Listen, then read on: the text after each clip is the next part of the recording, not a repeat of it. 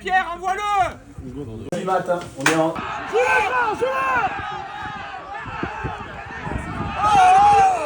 On va partir avec le short.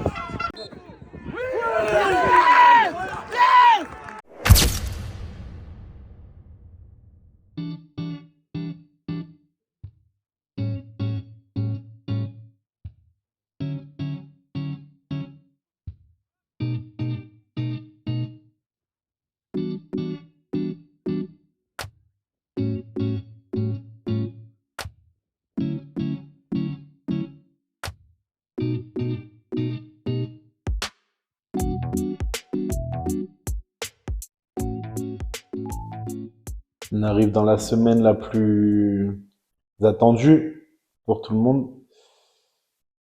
Donc on reçoit l'OM en fin de semaine, il y a tous les préparatifs hors foot, mais nous on se concentre vraiment sur le sportif. Donc la semaine se passe plutôt bien avec du rythme, des séances où l'intensité est au maximum, où les garçons sont très très très réceptifs. Et le club qui fait en sorte malgré tout qu'on soit concentré uniquement sur le sportif. Donc c'est super agréable de travailler dans ces conditions-là en tout cas.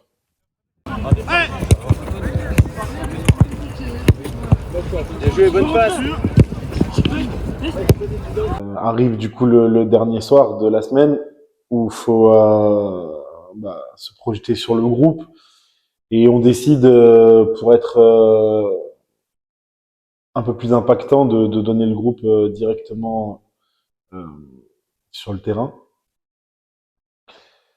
Donc voilà, je sais que je fais des déçus, je sais aussi que j'ai 16 déterminés prêts à en découdre, mais il y a aussi les 3-4 qui étaient pas loin et qu'il faut maintenir dans le projet. Donc on explique qu'il y a encore d'autres belles échéances jusqu'à la fin de l'année et qu'il faut que tout le monde avance pour qu'on arrive à aller chercher ce truc qui serait fou, c'est qu'au bout on y arrive, parce que en soi ce match qui arrive, tout le monde veut le jouer, mais c'est pas une finalité en soi.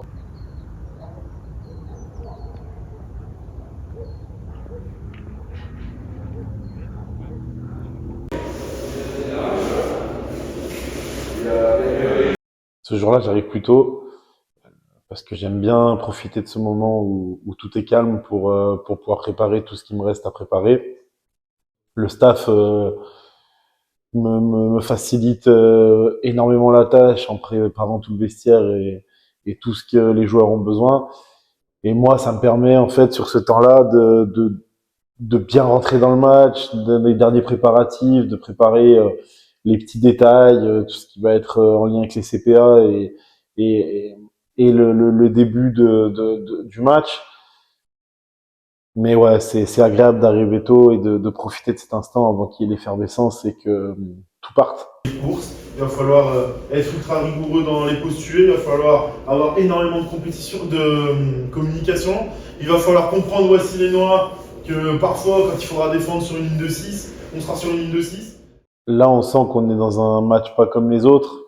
Le club a mis les petits pas dans les grands, il y a la sécurité, il y a du filtrage, on compte le nombre de gens qui arrivent au stade. Donc on sent qu'on est dans un match vraiment particulier. La petite anecdote du jour, c'est que les seniors jouent en même temps, donc ça fait encore plus de monde sur le site. Donc vraiment, dès l'échauffement, les garçons sentent que c'est un match pas comme les autres. Et comme toute la semaine, en fait, on a des garçons ultra mobilisés, prêts à en découdre, sachant que, mine de rien, c'est la dernière fois qu'on reçoit un club pro à la Tour dans ce championnat, et que pour le moment, on est toujours invaincu contre ces équipes-là. La première mi-temps, on existe. On se donne les clés de la deuxième mi-temps. On ne lâche pas.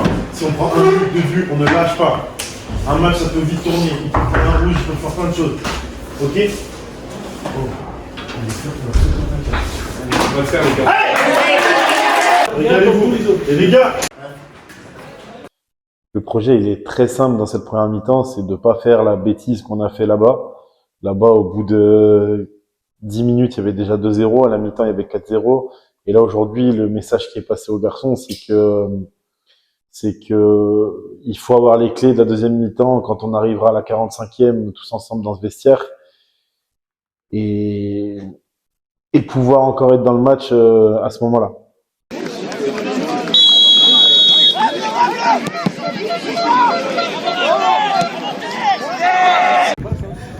ouais, c'est 4-1-4-1.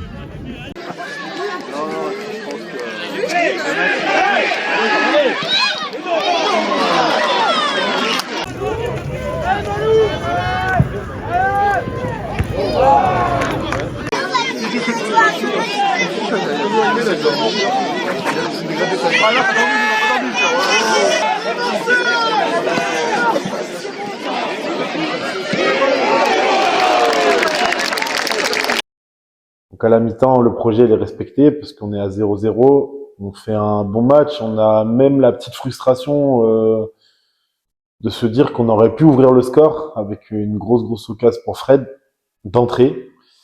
Euh, mais en tout cas, on tient la dragée haute à cette équipe-là et on sait que malgré tout, même si on a bien bossé pendant cette première mi-temps, le plus dur commence si on veut réaliser quelque chose de fort aujourd'hui. Et là, le début de la deuxième mi-temps, la magie opère.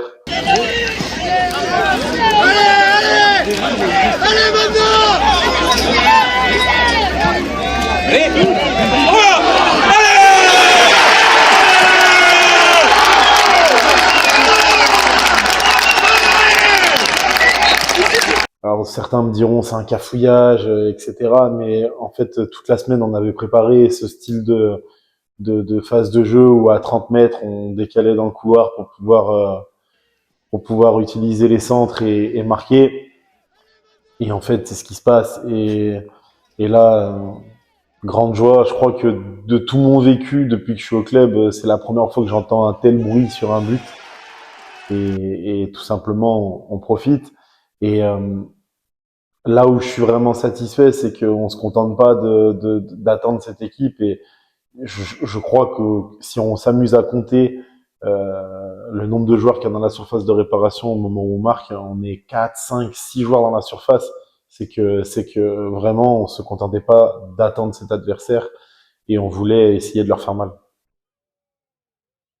Bon, bah là, on réveille un peu l'adversaire parce que il se retrouve mené chez nous, c'était pas prévu pour lui. Et puis, on avait vu qu'à la mi-temps, ils avaient fait 2 changements. Et dans ces 2 changements-là, on avait ciblé un des joueurs adverses qui était un joueur plus et qui était en équipe de France U17. Et là, d'un seul coup, tout va plus vite. Et en plus d'avoir de la qualité, sur les 2 premiers buts qu'il marque, la réussite, elle est maximum dans la préparation du but, avec un contre favorable sur chaque action. Et par contre, la finition, elle est juste magnifique. Il n'y a rien à dire. Mais voilà, on est à 2-1. On est à 2-1. Il reste 20 minutes à jouer. On est toujours dans le match et on espère pouvoir revenir à ce moment-là. Je m'en rappelle comme si j'étais revenu au vestiaire aujourd'hui là par rapport à ça. Il y a coup franc pour nous. Il y a coup franc pour nous et on met le ballon haut, mais on gagne pas le bon duel. Et sur le contre, on prend le 3e but. Et celui-là, il fait très mal dans les têtes parce qu'il reste un peu moins de 10 minutes à jouer. Et sur une situation positive pour nous, c'est-à-dire qu'on comptait leur faire mal sur un coup franc, on est puni sur le contre et là, c'est dur. Là, pour tout le monde, on prend un bon coup sur la tête sur ce but-là. Et puis au final, en toute fin de match, en jetant les derniers espoirs dans la bataille, on prend de nouveau une contre-attaque. Mais voilà, on perd ce match 4-1.